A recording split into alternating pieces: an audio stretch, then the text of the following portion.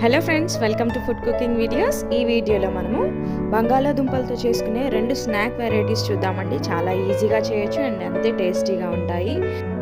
పిల్లలతో పాటు పెద్దవాళ్ళకు కూడా చాలా ఇష్టపడే రీతిలో స్నాక్స్ ఉంటాయండి. సో మరి వీటిని ఎలా చేయాలో చూసేద్దాం.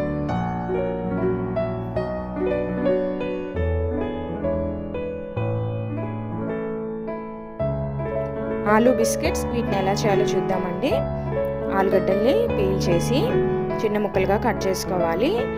ఆలుగడ్డలు 2 రకాలు ఉంటాయని మనకు తెలుసండి. పిండి పదార్థాలు ఎక్కువగా ఉన్నాయి. చిప్స్ కోసం యూజ్ చేసే ఆలుగడ్డలు ఒక రకంగా ఉంటాయి.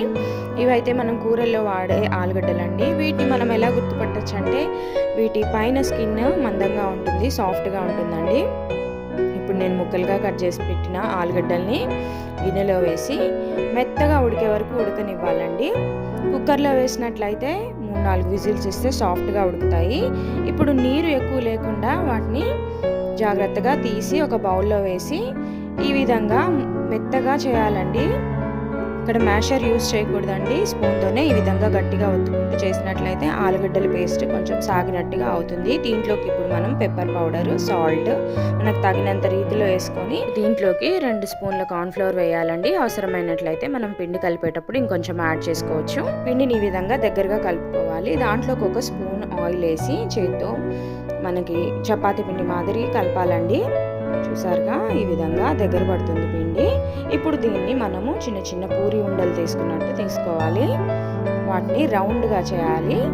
చేసి చిన్న చిన్న చపాతీలాగా చేయాలండి. మందంగా ఉండాలి. నేను ఏ విధంగా చూపిస్తున్నానో ఆ విధంగా చేసి ఈ విధంగా కట్స్ పెట్టినట్లయితే మనం నూనెలో వేపేటప్పుడు చక్కగా పొంగుతాయండి.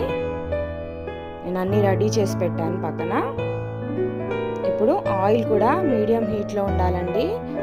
ఫ్లేమ్ ఎక్కువ పెట్టకూడదు. వాటన్నిటిని స్లోగా వేయాలి. ఫస్ట్ అడుగంటినట్టు అనిపిస్తాయి కానీ ఆటోమేటిక్గా అవే విడిపోతాయి. స్లో ఫ్లేమ్లోనే వీటిని వేపి తీయాలి. ఇలా గోల్డెన్ బ్రౌన్ కలర్లో చేంజ్ అవుతాయండి. ఈ స్నాక్ ఐటమ్ని మనము డీప్ ఫ్రై చేసినప్పటికీ నూనె అస్సలు పీలవదండి. చూసారుగా ఎంత బాగున్నాయో, చూడటానికి ఎంత బాగున్నాయో, తినడానికి కూడా అంతే బాగుంటాయి. దీని మీదకి ఇప్పుడు కొంచెం చిల్లీ ఫ్లేక్స్ యాడ్ చేసుకొని టమాటో సాస్, చిల్లీ సాస్ పెట్టి సర్వ్ చేసుకుంటే చాలా టేస్టీగా ఉంటాయండి. పిల్లలైతే చాలా ఇష్టపడతారు వీటిని. చూసారుగా లోపల కూడా ఎంత గుల్లగా ఉంది. ఇది రెండో స్నాక్ ఆలూ కట్లెట్స్ అండి. ఇవి కొంచెం డిఫరెంట్ వెరైటీలో చేస్తే ఎంత టేస్టీగా ఉంటుందో మీరే చూడండి. 2 బాయిల్డ్ పొటాటోస్ తీసుకున్నా అండి. ఆలుగడ్డలు కూడా చాలా మెత్తగా ఉడకాలండి. ఈ విధంగా మ్యాష్ చేసిన వెంటనే మ్యాష్ అవ్వాలి. దాంట్లోకి 1/2 స్పూన్ పసుపు, ఉప్పు తగినంత, గరం మసాలా 1/2 స్పూన్, కారం 1/2 స్పూన్ అంతా వేయాలండి. దాంట్లో కొంచెం కొత్తిమీర తీసుకొని అన్నీ కలగలపాలండి. ఇప్పుడు దీన్ని పూరి సైజులో చిన్న చిన్న ఉండలుగా చేసి చిన్న పూరిలాగా ఒత్తాలండి. మందంగా ఉండాలి. నేను చూపించిన విధంగా చేసుకొని పక్కన పెట్టుకోవాలి. జనరల్గా పిల్లలతో పాటు పెద్దవాళ్ళు కూడా ఆలుగడ్డతో చేసిన ఏ వెరైటీ రెసిపీ అయినా ఎక్కువగా ఇష్టపడుతూ ఉంటారండి. అందులో ఇలాంటి రెసిపీస్ అయితే ఇంకా టేస్టీగా ఉంటాయి. ఆలుగడ్డ మిశ్రమాన్నంతా ఈ విధంగా చిన్న చిన్న పూరిలాగా ఒత్తి పక్కన పెట్టుకోవాలండి. ఇంకొక గిన్నెలో ఒక కోడిగుడ్డుని తీసుకోవాలండి. ఇప్పుడు దాంట్లోకి తగినంత ఉప్పు వేసి బాగా బీట్ చేయాలండి. కొంచెం నురగ వచ్చే మాదిరిగా ఎగ్ని ఒక 2 నిమిషాలు 3 నిమిషాల పాటు బీట్ చేయాలి. ఇప్పుడు దీంట్లోకి 1 స్పూన్ బియ్యం పిండి వేసి దాన్ని కూడా చిన్న చిన్న లమ్స్ అంటే ఉండలు ఉండలుగా కట్టకుండా బాగా కలగలపాలండి.